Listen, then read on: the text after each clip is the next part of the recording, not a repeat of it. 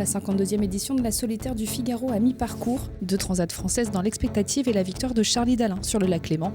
C'est le programme du 46e épisode de la Semaine Voile du Télégramme. Un début de Solitaire du Figaro vanté. Après 2 border reaching dans la brise en début de course, les 34 figaristes ont terminé la 2e étape de la Solitaire du Figaro au Pré en Manche, dans du vent soutenu jusqu'à Fécamp. Et en plus de remporter l'étape en Normandie, Pierre Quiroga s'est emparé de la première place au classement général.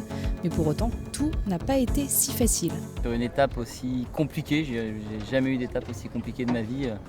Entre les courants, les virements de bord, les gestions des adversaires, c'était un cumul de tout ce qu'un marin doit savoir faire, c'était sur cette étape et je suis étonné pour le moment, mais vraiment ravi de l'avoir remporté d'aussi belle manière. Le skipper massif devance Xavier Macaire de 1h36 minutes et 55 secondes et Tom Laperche de 1h37 minutes et 8 secondes.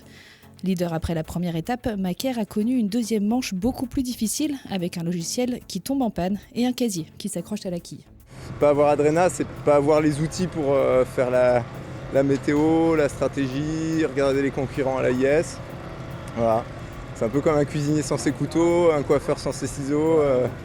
J'étais un peu comme ça, comme un con sur mon bateau, à pas savoir comment gérer la situation. Mais Xavier Macaire a quand même limité les dégâts au classement général. Tom Laperche, lui, reste régulier avec des places de 3e et 2e. C'est satisfaisant d'être constant devant. Maintenant, j'aimerais bien en gagner une au moins quand même.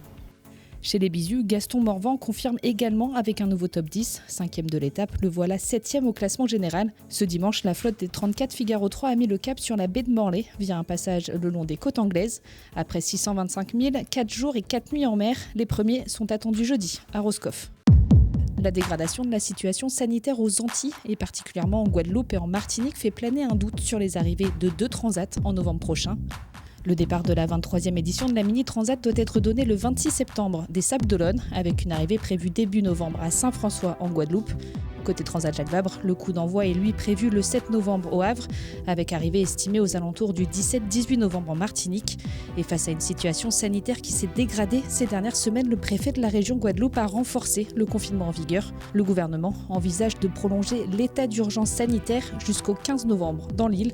Pour l'heure, les organisateurs de la Mini Transat ont le feu vert pour donner le départ de la première étape jusqu'aux Canaries, où les 84 solitaires vont rester 3 semaines avant de mettre le cap sur Saint-François le 29 octobre.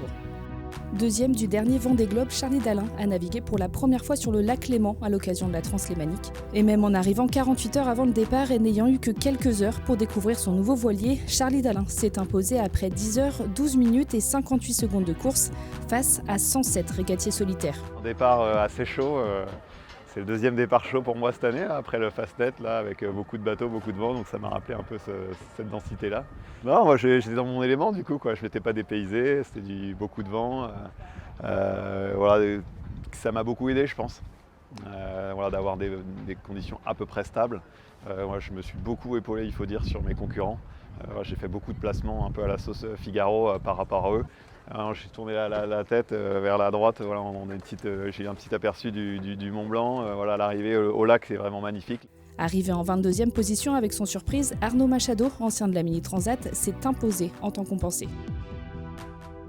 Lors du 43e épisode de la Semaine Voile, on vous avait montré les images de la sortie du chantier CDK Technologies du dernier né des IMOCA, 11 Hour Racing.